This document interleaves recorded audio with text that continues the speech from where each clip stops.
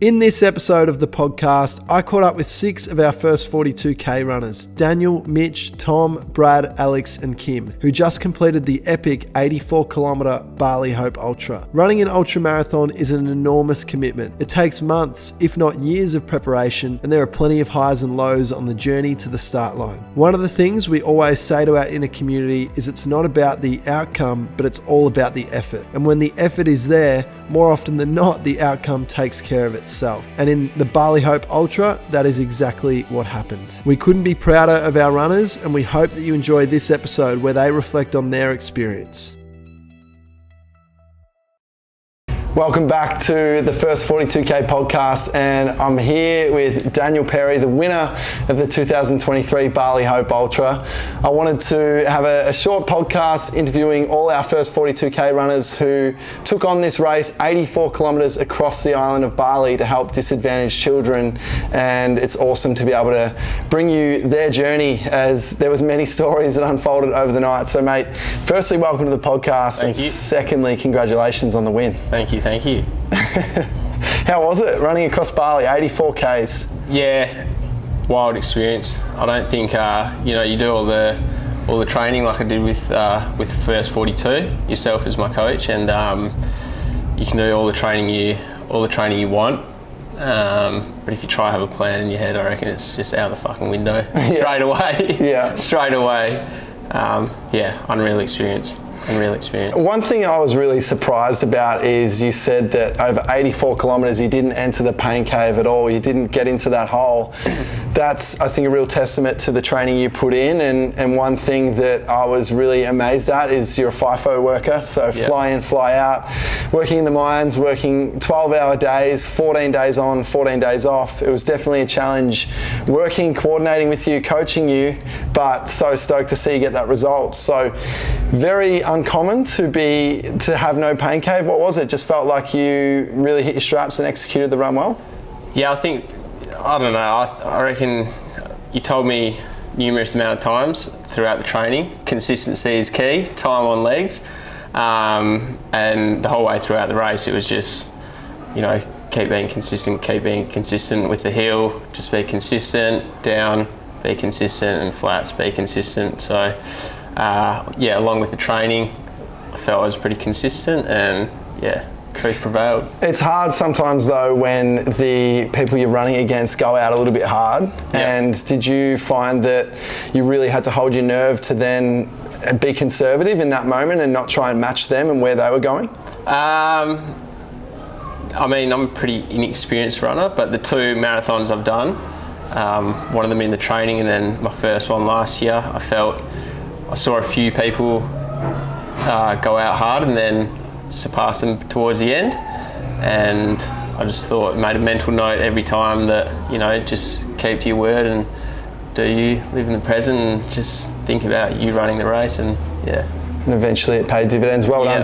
And on top of that, I think obviously this week is so much more than a race. We talk about the race because you executed it so well, but you also fundraised over $11,000 for the Bali Children Foundation.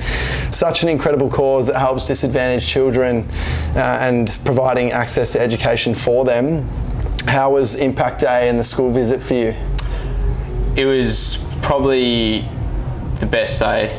The race was cool and stuff, but it kind of puts life into perspective, I guess, about how, superficial shit in our Western society. It was amazing. It's a very, very humbling experience. Words can't really describe.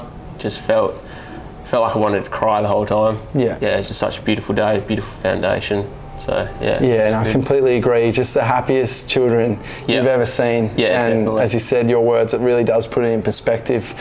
Let's take it back to your training a little bit. I know I referenced the mines and working these huge hours. How did you find, obviously, that juggling act of being away for 2 weeks, working a lot and still having to keep up your training, and then coming home, having a bit more time with your training?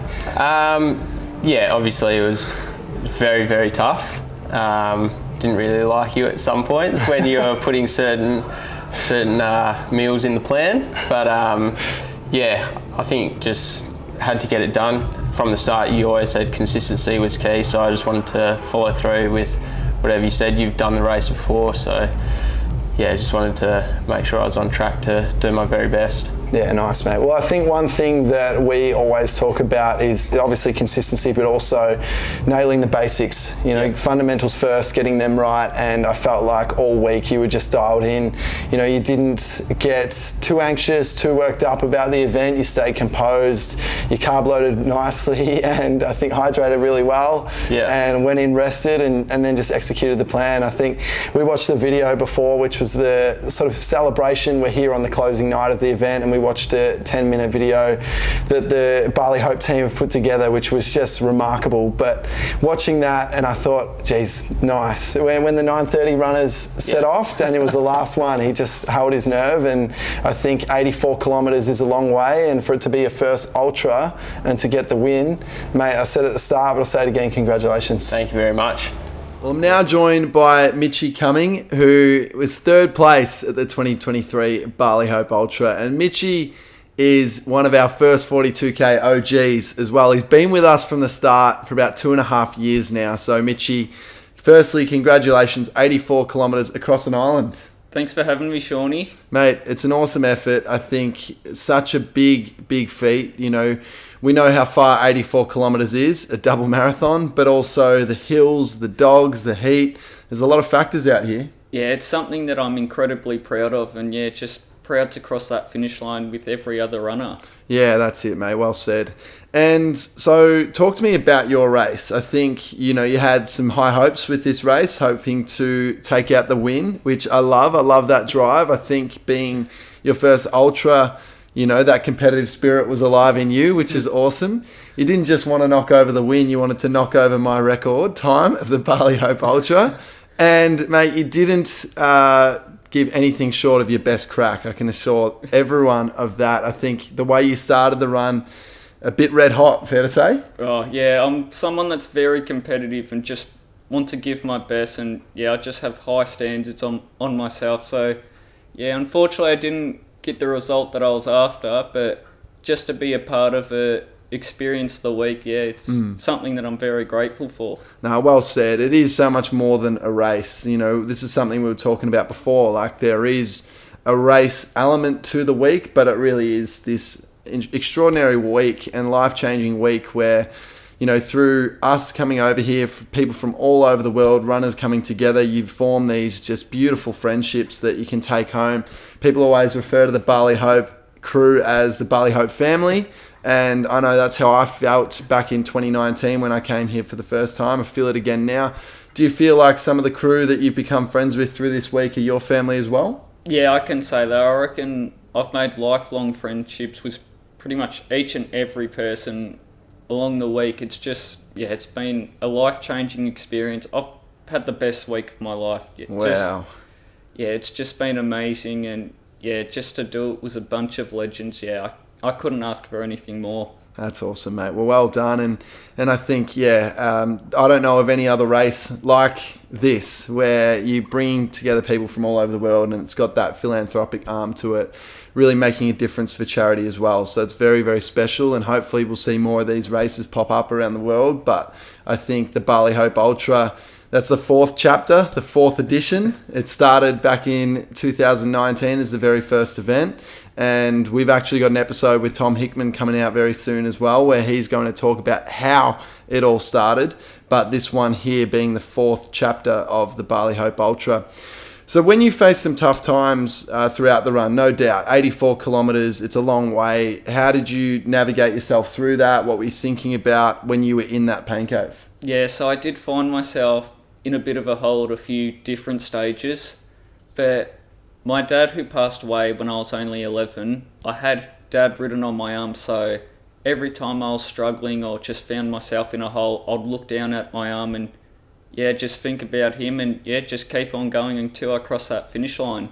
Wow, mate. And he gave you a lot of strength out there? Absolutely. Yeah, for sure. Well, podium, as I said, it's an extraordinary result, and I love that your attitude now. You've really embraced that. It's 3rd place is such a great effort out of 26 runners, and there was a lot of great runners out here, and you gave it your best effort, and that's all you can do. You know, that's something that I always talk about when I'm speaking in schools. Is it's it's not about outcome, it's about effort. If you give your best effort, then you can look yourself proud in the mirror and know that you couldn't have done any more. And we definitely all saw that with you this weekend, mate. So I'm so stoked that you love the week. As I said, so much more than a run. You felt that. You've got lifelong friendships. Impact Day was special, making a difference for kids over there. One last question for you. Are you going to come back? Yeah, I'll definitely be back in 2024. 2024. So not just coming back, but coming back 365 days from now. Exactly right. Yeah, nice. And with the intention of taking the W, is that right? Yeah, I'm coming back to win it. I love that, mate. As you should. Well, Richie, congratulations and well done again. And thanks for being such a big part of our First 42k community. Thanks for having me, Shawnee.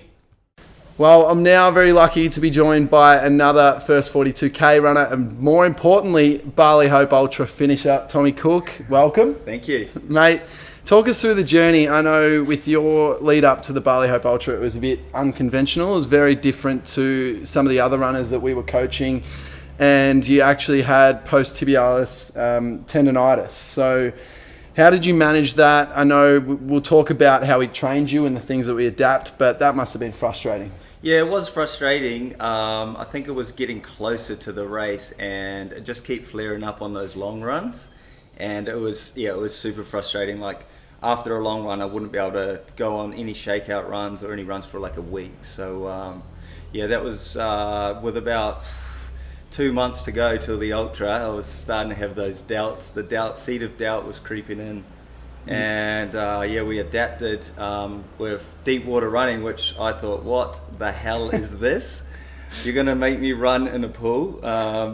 So we did that, and I remember the first session. It was like, oh, this is so strange. It was actually harder than actual running on the road. So, but after the second, third session, you get used to it, and I managed to, avoid flaring it up even more, and it settled, and I got to the start line injury free. So start line injury free. Then now we're a few days post the ultra, and you're completely fine. It hasn't flared up at all. Not at all. And so I think the management strategies that both we adopted with the deep water running, and also you taking out your orthotics, played a role in that.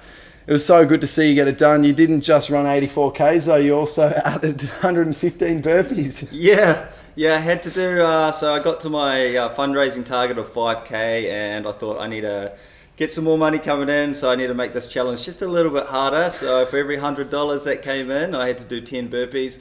Managed to raise another $1,000 for the kids, 115 burpees throughout the race. Got most of them done by halfway because I was not going to leave them till the end.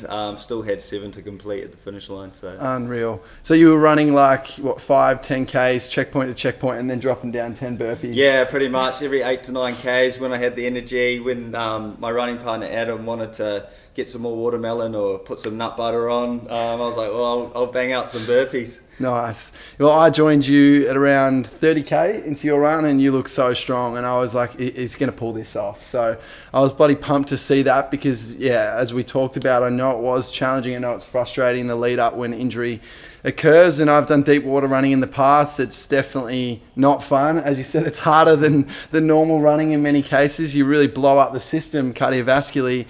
But you just, those self-doubts are completely normal. You're leading into an ultra and you're thinking, I'm not running at all. Yeah. I'm just running in the water and I'm doing weights and I just have to trust the process. I'm so grateful that you did trust the process, because I know a lot of other athletes may have then gone out and continued running on it, aggravated it even more, but it came together. And I think it's a testament to the work that you put in. You had to also adapt by doing some weighted hikes and other things as well. So you're consistent, and we always talk about consistency shows up. Yeah. So, mate, what was your favourite part of the Bali Hope Ultra? Favourite part, running into that finish line with my son there and my partner, that was just the most incredible moment. Something that helped me carry through the race. I remember with about 10Ks to go, I started visioning them at the finish line, and I got very emotional, but it was like, I've got this in the bag, we've done it. Last 10Ks, that's nothing, we're going to do it. And that was incredible. Another amazing moment was running the whole race with a guy I'd only met like 5 days before. We didn't plan to run together. It just happened that way, and running the whole race with Adam, that was incredible. We fed off each other's energy, and yeah, I mean, like, it was just surreal and the best run of my life. Yeah, you boys were just having the best time. It was actually fun, man. Like, we were like, we don't want this to end. No, almost. catching up to you, it was like, you giving me energy here. It Yeah. was awesome. And Yeah. then I think, you know, when we finished, you both said it was the best night of your lives. Yeah. And I'm like, wow. And, you know, it's so much more than a race. You had an incredible week with everyone, lifelong friendships and impact day and all of that as well. For sure, yeah. No, mate, thanks so much for jumping on. Awesome. And it's been awesome working with you. Thanks, bro. The one, the only, Brad Flames.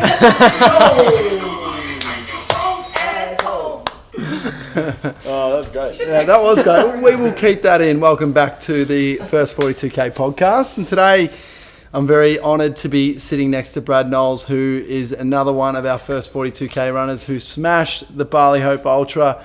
Well done, mate. Firstly, how was it? How did it feel? You ticked off something extraordinary on Saturday night. Thank you for having me on here, first and foremost. But yeah, it was pretty fucked. That's right, my last sweat. Yeah. It was pretty fucked. Obviously, I'd never done anything that extreme ever in my life, ever. And I remember running through the marathon in my training, and I thought that was hard. And then, yeah, being out there Saturday night on the 27th of May, it was just different gravy, mate. But it was good. Like, those moments, you go through waves, you have some good times, you have some bad times, you hit the highs, you hit the lows, and it all just comes together at the end, like one perfect story, and it was great. Yeah, it was good. Definitely. So I found you at around 60 kilometres into Yes. your Yes. run, and we ended up running together for the remaining 24Ks. Or maybe the remaining 23 and a half, and then you just jetted off on me running so fast, just strong all the way to the end, which was awesome to see. But I think just adrenaline caught you at the end. Adrenaline and like eagerness to get it over and done with. The pain probably helped because I didn't want to be in it anymore. And also, like, Alyssa, my partner, I saw her like probably with, I would say, 900, maybe a K to go, and that just like, yeah, gave me an extra fire in me to just keep pushing. But yeah, it wasn't something that I wanted to do. It was still bloody hell. I remember, I think there was photos from the finish when I was running down the last stretch. There was like visible pain on my face when I was running, doing the sprints. But yeah, no, it was good though. That's awesome. And we even got to finish it off together with the shoey. Yes, we did. And Mitchie got involved. Yeah, he Mitchie did. got involved too. He did. That was good fun. So what was it that made you want to take on the Bali Hope Ultra? It's obviously such a big commitment, months of training. We've been working together for about 6 months now. I've seen massive growth in your training, and one of the things that we always talk about is the importance of consistency. And I think you just showed up session after session, whether you wanted to do it or not. You know, some long runs that were really tough, and we saw that from afar. But it was great that you were able to commit and get those done. And then obviously that then, I guess, transpired into the result on Saturday night. What was it that made you want to take on that Bali Hope Ultra in the first place? Well, originally, so last year, 2022, my partner Alyssa, she ran the Bali Hope Ultra. I didn't really know what it was about. I knew that it was raising money for the Bali Children Foundation. I didn't really know the ins and outs about the foundation, but I decided to come over and sort of just use it as like a holiday for me, while supporting her at the same time.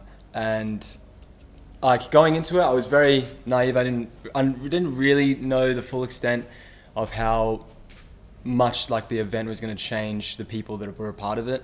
And so just being a part of the week as even a support crew rather than just a runner, it just was life-changing. And I wanted to experience that. Seeing Alyssa grow through the whole week, during the run as well. I ran the last 30 Ks with her in that run. Just seeing her grow through that, I wanted to experience that myself. And doing it for a good cause, I thought it was just, why not? So Yeah, well answered. Yeah. Well, I think one thing that a lot of runners struggle with when they're sort of starting out on their ultra marathon journey in particular, but even marathon, half marathon, is people are just focusing on the race, focusing on the destination, not so much the journey. And whilst, as I said, there was tough sessions there, you were really consistent.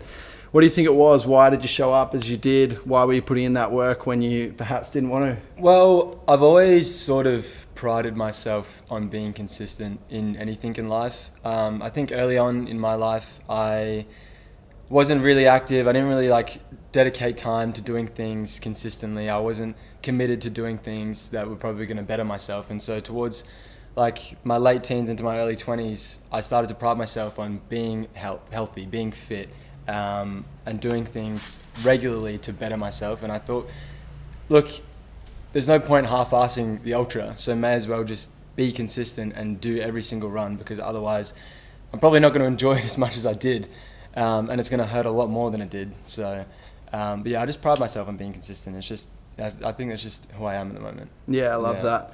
Well, you've been a support crew member and a runner. What was better? Yeah, support crew. Yeah, the run sucked. But I think the feelings and what you gain out of running is probably better than being in the support crew. Yeah. I mean, the challenge is what makes it. It is so tough, but I think running with you for that last 24 kilometres, that's a lot of time. We're out there for nearly a few hours together, and just having some conversations and just really try and find a smile in this right now. Try and find through all this, heavy legs and your body really, really being sore and your mind telling you to stop. You had to just try and find a way to smile. And Andy Glaze, who is a very well-known ultra runner who I love, always says, "Smile or you're doing it wrong." And I think that was a good reminder when we were out there, just to put a smile on your face. And ultimately you did that. I think, as I said, you grew so much over those 6 months. It's been a pleasure working with you, and can't wait to see what you can achieve next with your running. Thanks, mate. Likewise, honestly. I think I said this to you at the after party. It's honestly been a pleasure to have you in my corner, and I don't think I probably would be able to achieve what I achieved in that run without you in my corner. I don't think, well, especially because you ran the last 24 with me. So, but yeah, pleasure. Thank you, mate. Thank you. Now I'm here and joined with Alex, who is another first 42K'er and Bali Hope finisher. Congratulations, mate. Smashed it. It was an interesting build-up for you. I think we only started working together about 12 weeks before the Bali Hope Ultra. With shin splints, I was a little bit concerned with that big of a jump to the Bali Hope Ultra, but to finish 4th place, equal 4th, elite, well done. Thank you, mate. It's been a bit of a journey. Having only started running in September, I naively got too excited, went from 5k to 30k in about 5 weeks, gave me shin splints, put me out for 3 weeks, and then 3 months, and with travelling and work, I came to you in Feb, needing to get ready for the Bali Hope in 3 months. Cleared up the shin splints, got ready, did a pretty strong marathon about 6 weeks out of Bali, and then got IT band syndrome in both knees. It was probably the gnarliest race I've ever done in my life. But yeah, no, the prep that we did has got me pretty strong. I saw you at around 52k in for your run, and you were flying. You were moving 4:30 pace. I was like, well, this is pretty good. Yeah. So that was great to see. I just could not keep up for those 5-10 seconds. I was like, see you later. I had a pretty strong stint for 15k from the 50th k. I was just bombing at 4:30, kind of down the hills. It started to flatten out. But my second knee went at the 65k mark. 10k later is where Jackie saw me, and we just hobbled to the finish line. It's nuts. Definitely unconventional, and wouldn't normally recommend someone 0 to 84 in 12 weeks, but I think it speaks to your mindset as well. So you're a massive Goggins man. You and I and Brad, we've just before this podcast gone and got a boat and log on the inside of our ankle. Get it in the shot. We love that. I'm sure they can see it. There's the logs. Come on. And there's the boat. So who's going to carry the boats and the logs? Mate, how much has Goggins helped you on your journey to just ultra running and doing hard things? Yeah, so I think I first came across David Goggins about 2 years ago. I've dabbled in the idea of sort of the mentalities that he puts forward. And it wasn't until the last year where I was reading his books where I really started to understand what he was talking about.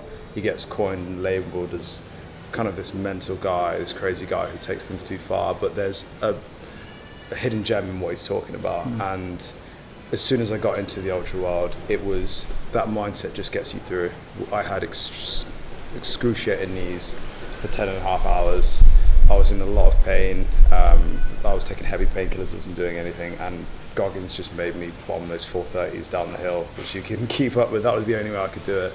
Having that mindset of, physical suffering, really building mental and emotional resilience. Yeah. And you can take that mentality and use it in various different points of your life. It's not just in ultra running, it's not just in training or physical training. You can do it with sort of difficult parts of your life, whether it be relationships, finances, family stuff. It kind of, that mentality really spreads to many parts of our lives. Definitely, well said. I think that's one thing that I really encourage to other people when they're thinking about getting into the endurance space, is how much things are transferable. Yeah. And I talk about this a lot, like having the discipline to run an ultra marathon and push through the pain cave when you're in the pain cave and come out of it is just like having your own business and working hard at that. You have to show up and you have to do the work when you don't want to do the work. And I think, I know I referenced it earlier, but to get to where you did and come equal fourth out of 26 in the field with just 12 weeks, it's awesome, mate, and a credit to you. What was your favourite part of training in the build-up? Favorite part of training is probably the prep for my first marathon. Yeah. I raced Manchester Marathon, and it was like my first proper race being a part of. So the long runs, just building up, getting closer and closer. You had me doing, I think it was 20, and then we'd build up less than 10%, as we always discussed. We'd slowly build up to 36. I think 2 weeks out, we did a half taper. Having those weekly chats with you on the first 42k really helped. Gave me a lot of confidence, and those long runs, just building up to the marathon, and then getting out there, knowing the hay's in the barn, the work's been done, and you can just put it all out there. And executed a 3:12 marathon that day. Yeah, that was a good day. It's elite. So what's next for you now? Do you know? Yeah, so I'm going to work on my body and not have to go through an ultra where my joints are screaming at me. It's always going to be painful, but I want to be in a physically more adept position to be able to execute. And I'm always going to have the Goggins and the dog in me, the animal, the mentality, but I want to be able to use my body in the same regard. And so whilst I build for that, like long-term running, ultra running, I'll definitely just get back into the gym. I'm considering some kind of combat sport, maybe go back into boxing. In the same way ultra running's built my mind, I know fight sports like boxing and BJJ can build a lot of mental resilience and discipline. So that's probably next on the chapter for me. I love that. Yeah, get that foundational strength down pat and then come back, and sky's the limit with you for your ultra running, mate. Yeah. Again, well done. Mate, it's been a pleasure. It's been an absolute pleasure. Thanks for being a part of our first 42k community. Yeah. Thank you, Shawnee. I'm here with Kim Davey. How do I say it? Her? Kim Davey Her. Yeah. Okay. I'm here. All right, we get it. I'm here with Kim Davey Hua, who is the final runner of our first 42Kers, who smashed the ultra marathon across Bali. Congratulations. Thank you. 84 kilometers. Could you ever imagine doing something so big? Like, it's happened now, it's real. Yeah. Well, I never thought about it until December, really, when I did my first marathon. And I felt amazing after the marathon. And after that, I said, right, next year I'm going to do an ultra marathon. And then one of the girls that did Bali Hope twice suggested me about Bali Hope Ultra. And I said, what's that? And she told me about it, and the fundraising part, the fact that it was in Bali, the fact that she told me, like, everybody's so nice, it's a real community, and I was sold. So I thought a little bit about it, and then New Year's Eve, I thought, okay, I'm going to do it. And then we had a Zoom call, so I contacted Tom like early Jan, and then he told me, yeah, there's a Zoom call happening, you can meet the team, see how you feel about it. And I think you were there, Adam was there, another UK guy, and then you guys seemed so nice, and I was like, right, I'm going to sign up, like, I don't know, mid-Jan, something like that. And I thought, well, if I only have February, March, April, May, 4 months, or 3 months and a half, because I had like 2 weeks holiday, I need a coach to help me.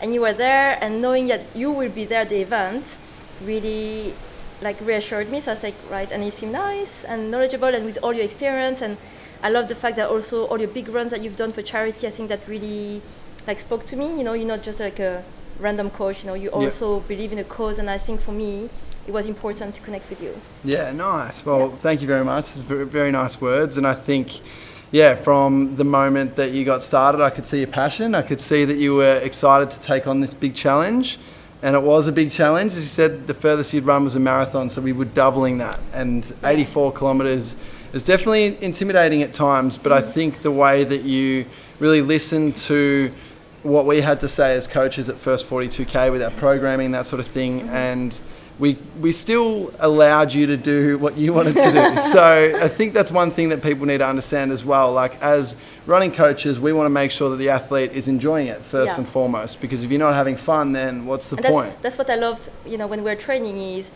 you know, you said, you know, you need to have fun. I think for me, maybe as a female runner compared to like the male runner and a bit older than the other guys, I have a little bit of a different perspective on like running the ultra, the goal, you know. Maybe guys, and you know, when you're younger, you just want to do the best time. You want to like, you know, the guys was telling me when we were like meeting for the first time, like they were preparing for themselves to get into a hole. I was like, what's the hole? They had to explain to me what the hole was. I was like, no, I'm planning to enjoy it and to like finish it. And they're like, what? You're not going to enjoy it, you're going to suffer. I'm like, I'm not going to suffer. I didn't prepare myself for that. And I thought, you know, if I have to deal with it, I'll deal with it there and then. Why would I want to train to suffer?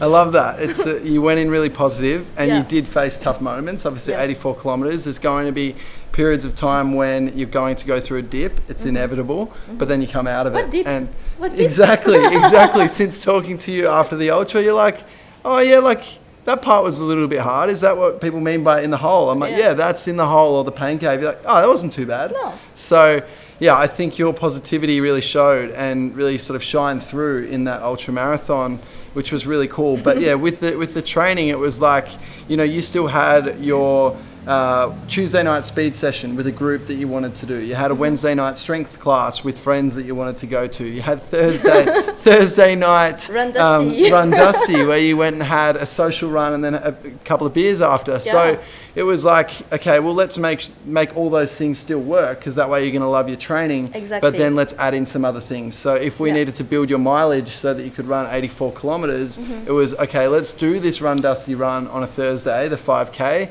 but maybe you have to be there a little bit earlier, an hour earlier, to do 10 kilometers on top of that. So I think the way that we worked together was really, really cool, and to see you get the result was even more special. And just, really, really thrilled for you. I know how much this event meant to you and the whole week. So do you know what's next, or are you just going to enjoy this one and reflect on it for a little bit longer? I'll enjoy it, but I really want to do 100k now. 100k? Yeah, I thought, you know, after 84, you can't just stop there. You have to do 100.